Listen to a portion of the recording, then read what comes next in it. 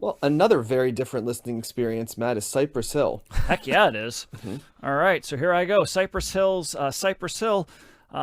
is next year, and the opening montage you heard a clip from How I Could Just Kill a Man, and now you're going to hear a clip. All right, Cypress Hill, their debut self-titled album comes in at number 570 in the 1990s on Best Ever Albums, number 48 in 1991, number 3,248 of all time. It's Cypress Hill's second highest rated album on Best Ever albums behind 1993's Black Sunday.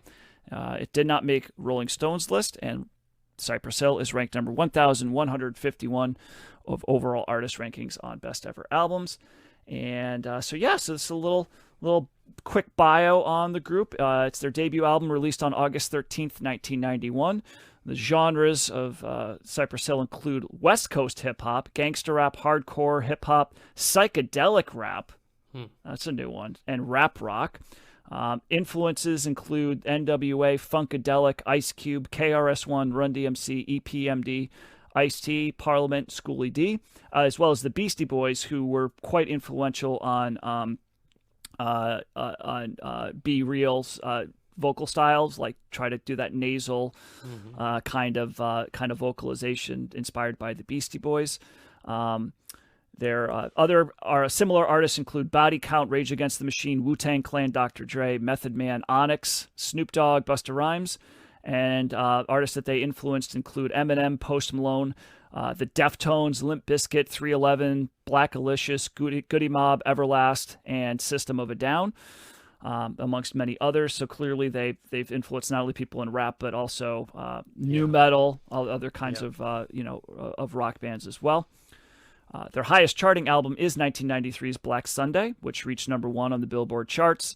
And the highest single is 1993's Insane in the Brain, which hit number 19 on the Billboard charts. That's definitely their most famous song. Yeah, that was all over the place back in the day. The group was formed in 1988 in Southgate, California, which is near Los Angeles, by Cuban-American brothers Senin Reyes, also known as Sen Dog, and his brother Olpiano Sergio Reyes. I think I'm saying that right. In his name, he went by Mellow Man Ace, as well as DJ Lawrence Muggard, also known as DJ Muggs, and Louis Freese, known as Be Real. So their original name was actually DVX, which stood for Devastating Vocal Excellence. And shortly after their formation, Mellow Man Ace actually left the group to start a solo career, and then the group changed their name to Cypress Hill. And then in 1994, they added a fourth member, a percussionist named Eric Bobo. So their classic lineup, if you will, was mostly a four-piece. Sendog left the group in 1995. He was frustrated by the rigorous touring schedule. He actually rejoined the group a couple years later, and he's still a member today. DJ Muggs also left the group for a period of time in 2004. He returned in 2014 and then left again in 2019. He had his own project called a group called Soul Assassins. And I totally forgot about this. John, I have to go to John. Maybe Josh, you know this too, but are you guys familiar with the Judgment Night soundtrack? Oh yeah, famous Yep. crossover There you go. rock. Exactly. See, there you go, Josh. See, I assumed that you didn't know what that was, but I was, you clearly did. But yeah, so Cypress Hill has a couple of tracks on that soundtrack. So each one of the songs on that soundtrack combined a rock group with a rap artist. And so Cypress Hill plays on I Love You, Mary Jane with Sonic Youth. And a song called Real Thing, and that's with Pearl Jam. So they are on that. There, you can find them on that record. Cypress Hill did perform on Saturday Night Live in 1993, and they were warned multiple times by NBC executives not to smoke marijuana while they were performing. That's just something that they were afraid that they were going to do. And apparently DJ Muggs was so irritated by the constant reminders that he said, fuck it, I'm just going to light up a joint during the second song, and that's exactly what he did. And they were then banned from Saturday Night Live. So how many does that make so far? I know Sinead O'Connor, the Replacements, Sinead O'Connor. Wasn't Elvis... That punk band Fear, they got banned. Remember that John Belushi invited on? Okay. Mm-hmm. I'm trying to think of who else we covered. Was Elvis Costello. Elvis Costello for a dumb reason. I feel like there's and I think another one, Rage too. is coming, right? Rage was gonna get Because they he got played banned the song. later. Elvis Costello played the song that they didn't want him to play. Like, it was the cynical song about the industry, right?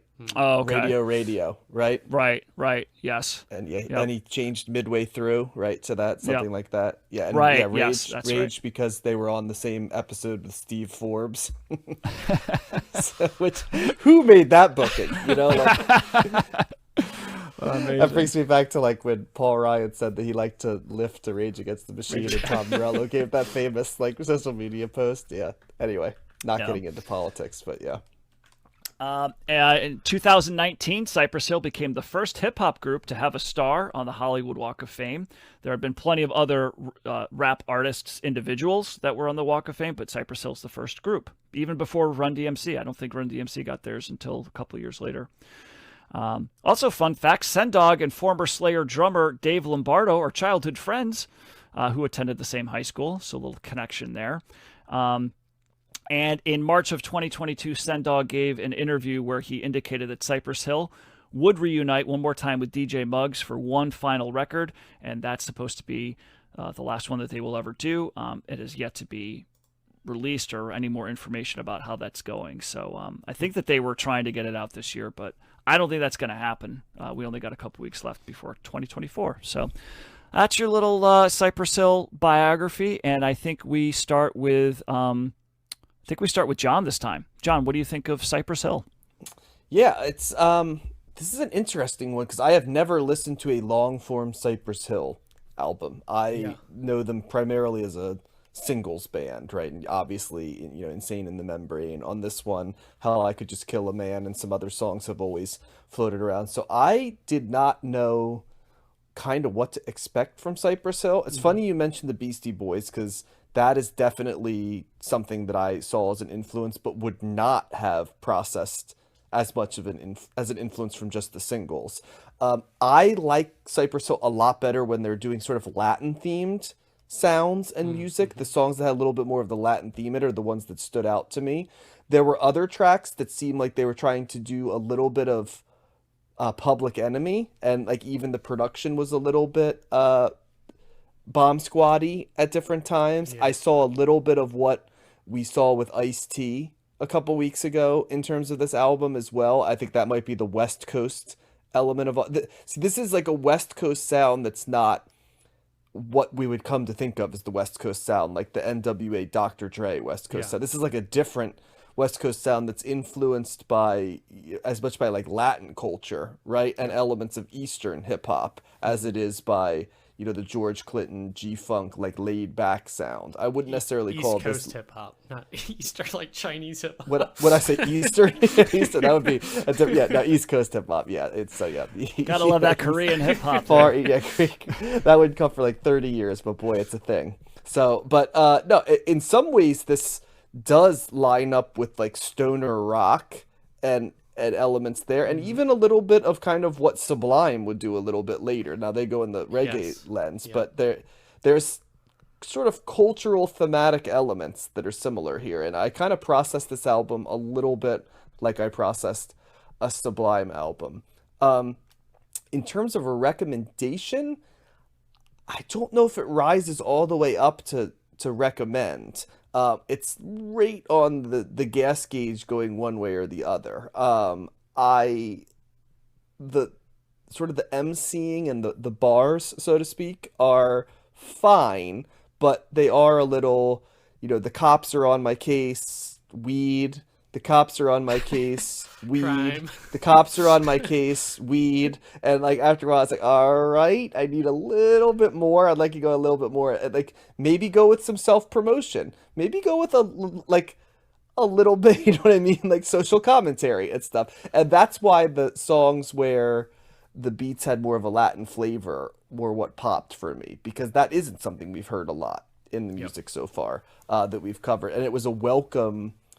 It was a welcome change from what we've heard. I did though early in the album. I did like the sample selections. Now they did run them as a loop, so there wasn't a lot of variation of it. They just sort of ran it as a consistent loop behind it, which is normally something I don't love when it's just one loop and nothing changes from it. But it did work for me in some ways. I do like that there's changing MCs, so you get different takes along the way too. That does keep it a little bit fresh. But yeah, I would say right in the middle, neither thumbs up nor thumbs down. And I think my takeaway is that I don't know if I find this essential as a hip hop album we've covered. And maybe it's because we've covered some really strong hip hop albums recently, and even some albums that I didn't think that I would put into the thumbs up category. And immediately what jumps to mind is that Ice-T album where I'm like, oh, this is a lot better than I was processing it was going to be. I was hoping I'd get that from Cypress Hill, but I didn't quite get all the way there. So, well, I hear what you're saying, but this album is pretty great in my opinion, and I think also had not heard Cypress Hill outside of Insane in the Membrane. I think I always knew them by name, but never listened to their album as well. You know, hits from the bong, Josh. Come on. Yeah, maybe so. The I really like. So you pointed out what I think is the most notable or important thing about Cypress Hill is that they incorporate Latino culture and Spanish into the rap, which we haven't heard up to this point, and which would become, I would think,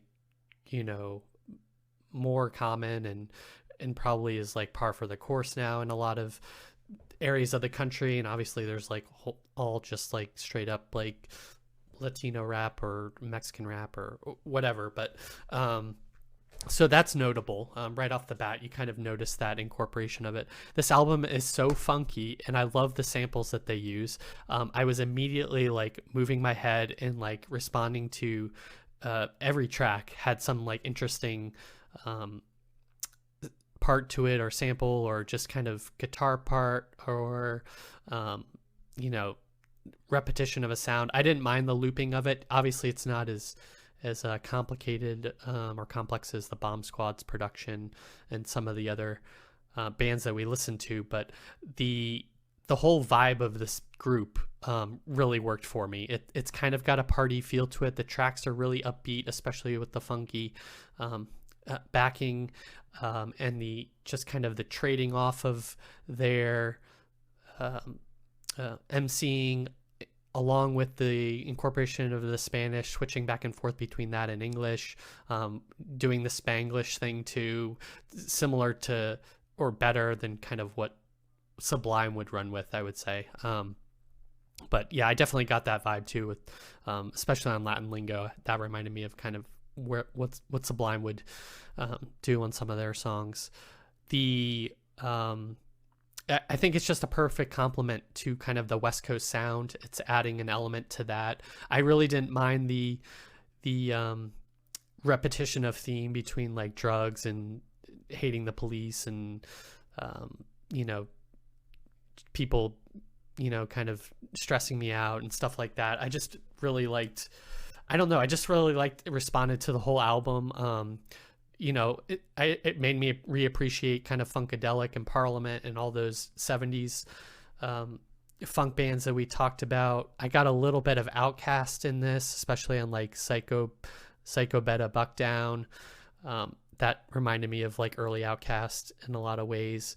And I also like B Real's like nasally delivery. That was kind of surprising and kind of really works for the album as well. I did read in my book, Check the Technique, that's kind of like hip hop liner notes or annotations to the album. They covered this album and they did say that they were really inspired by Public Enemy and the Bomb Squad, and while they don't rise to that heights, I can see that. And then him switching to the nasally delivery, that was kind of he wasn't originally rapping like that, but once he like did that, they all kind of really responded to it and said that that was what he should do. So the singles on here I didn't know, like How Could I Just Kill a Man, that was really great. Hand on the Pump with that Duke of Earl sample, I could see how that would grate on somebody, but I thought it was like really funny. And the la la la la la la la la, that's just kind of that party vibe that I really liked on this. So this is a thumbs up from me. Is it complicated? No, but what they do it well. It's kind of like the Toad,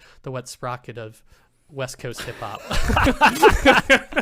That might be the first time that Cypress Hill was ever described as such, Josh. So I look forward to if we cover more Cypress Hill or a single Cypress Hill single. So yeah, thumbs up for me. What about you, Matt?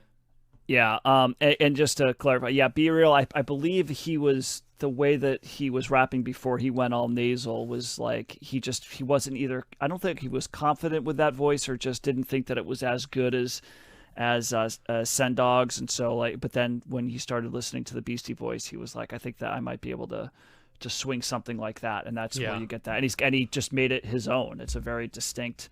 Like I never heard that and thought, oh man, he's totally aping the Beastie Boys on that. But it makes sense when you hear it. But he certainly made that his own voice. My goal is for us to just have Matt read like MC names for like 10 minutes straight. Just find the best MC names possible and just have Matt read them because it brings me great joy.